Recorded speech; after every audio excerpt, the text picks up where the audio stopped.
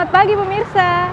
Berita Padang hadir kembali hari ini bersama saya Adini dan sejumlah informasi telah kami siapkan untuk Anda.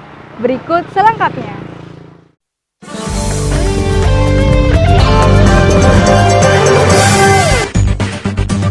Dua orang tewas dan 4 rumah rusak parah akibat galodo dan tanah longsor yang terjadi di Jorong Gugua, Nagari Malalo, sekitar 40 km dari kota Batu Sangkar. Galodo kali ini merupakan yang kedua kalinya yang terjadi di nagari yang terletak di tepi Danau Singkarak ini dalam 3 bulan terakhir. Hingga pukul 18 waktu Indonesia Barat, tanggal 5 April, sebanyak 17 orang warga Sumatera Barat dinyatakan positif terjangkit COVID-19. 9 orang dirawat di RSUPM Jamil Padang dan Rumah Sakit Ahmad Muhtar Bukit Tinggi. 7 orang melakukan isolasi mandiri di rumah masing-masing. Dari pasien yang dirawat di RSUPM Jamil terdapat 2 orang balita. Karena tak mengindahkan larangan dari petugas keamanan, Kapolsek Inggisari Baganti terpaksa membubarkan secara paksa acara resepsi pernikahan seorang warga di daerah Kampung Bukit Putus Dalam pada Sabtu siang. Tuan rumah tak bisa membantah pembubaran tersebut karena petugas telah memperingatkan sehari sebelumnya.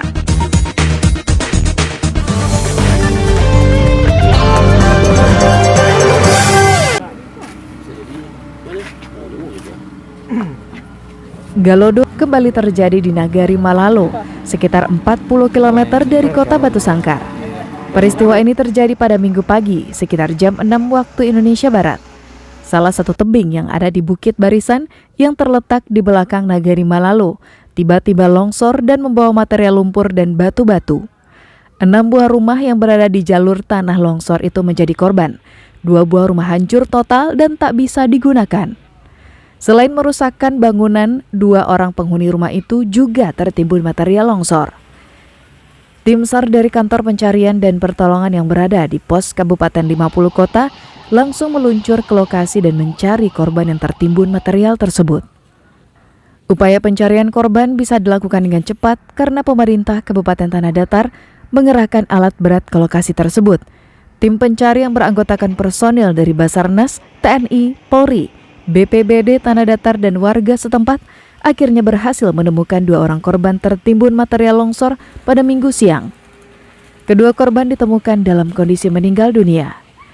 Dalam pencarian tersebut, petugas menemukan jasad Bainar, wanita tua yang telah berumur 70 tahun. Selang 30 menit kemudian petugas berhasil menemukan jasad Ijun, anak Bainar yang berusia sekitar 40 tahun. Menurut keterangan warga, ibu dan anak ini tinggal di rumah yang terpisah dan saling berdekatan. Kedua rumah mereka rusak total akibat terjangan longsor tersebut. Jadi hari ini kita alhamdulillah semua tim sudah bekerja, sudah menemukan 2 korban, mulai dari masyarakat sendiri, relawan, Satgas Nagari, TNI, Polri, dan untuk korban kita berencana bersama dinas sosial dan juga teman-teman dari dinas lainnya akan mencoba bersama kecamatan untuk merelokasi, kemudian jaminan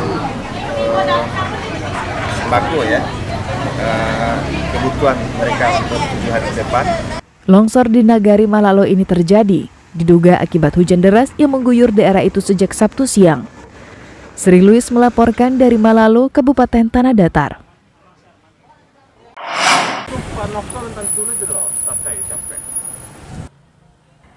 Hingga saat ini Rumah Sakit Umum Pusat M. Jamil Padang tengah merawat 15 orang pasien dalam pemantauan.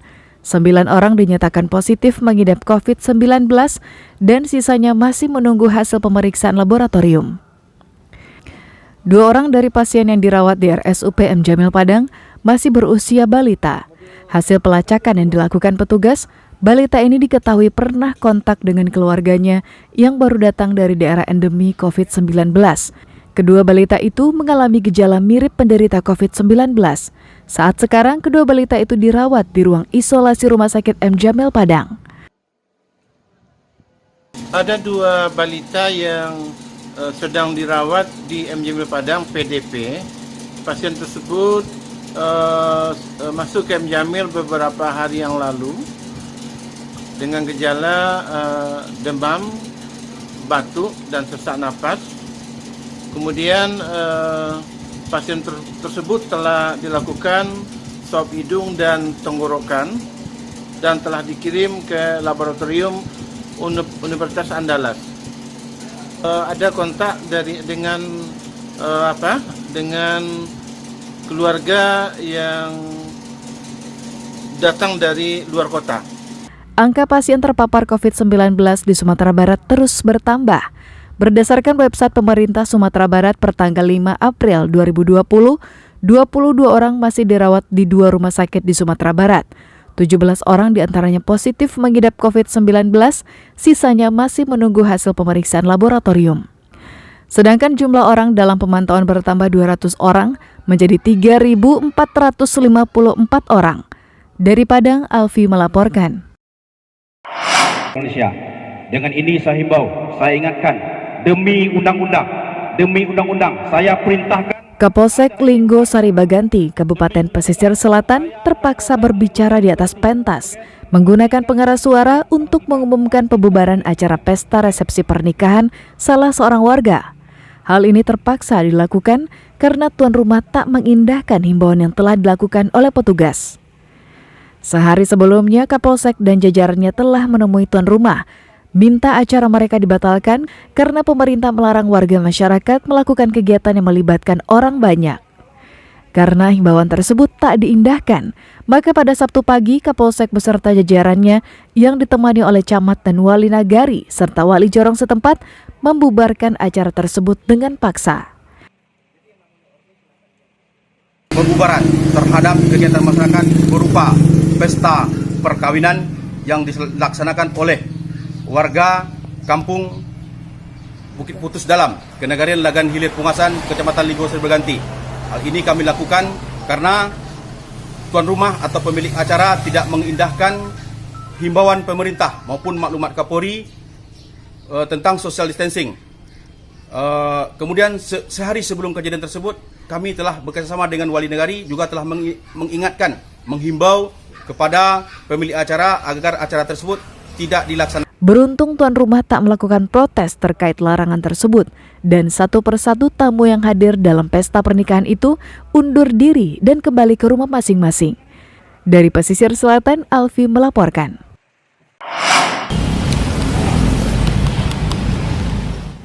Untuk mempersempit ruang gerak penyebaran COVID-19, pemerintah Kabupaten 50 Kota mendirikan posko pemantauan hingga ke tingkat jorong. Posko ini bertugas untuk mendata para perantau yang pulang kampung serta memantau pelaksanaan isolasi mandiri. Dengan cara demikian, pemerintah kabupaten bisa mendeteksi secara dini warganya yang terpapar COVID-19.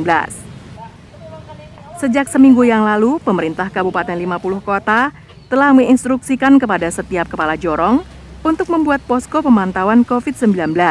Posko ini bertugas untuk melakukan pendataan terhadap perantau yang pulang kampung. Tak hanya itu, petugas posko juga memantau apakah perantau mematuhi aturan untuk melaksanakan isolasi mandiri di rumah masing-masing selama 14 hari.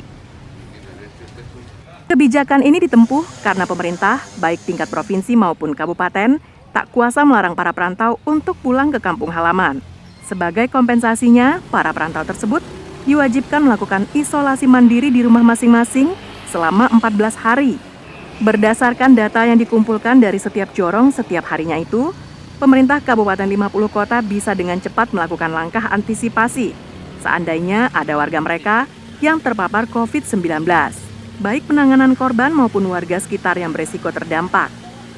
Seperti pos pemantauan yang terletak di RW 03 Kelurahan Limbukan ini. Para pemuda dan pemudi setempat diberdayakan pemerintah sebagai petugas posko. Edukasi kepada seluruh stakeholder yang ada sehingga dia bisa saling sambung menyambung menginformasikannya kepada masyarakat. Upaya yang kita lakukan ya membuat posko perbatasan dan tempat kita, kemudian memberikan edukasi melalui mobil unit, kemudian penyemprotan disinfektan sampai ke tingkat nagari. Itu secara berjenjang dilakukan oleh tim baik kecamatan, nagari maupun kabupaten.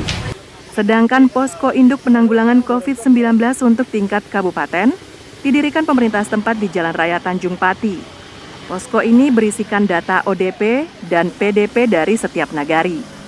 John Apendi melaporkan dari Kabupaten 50 Kota.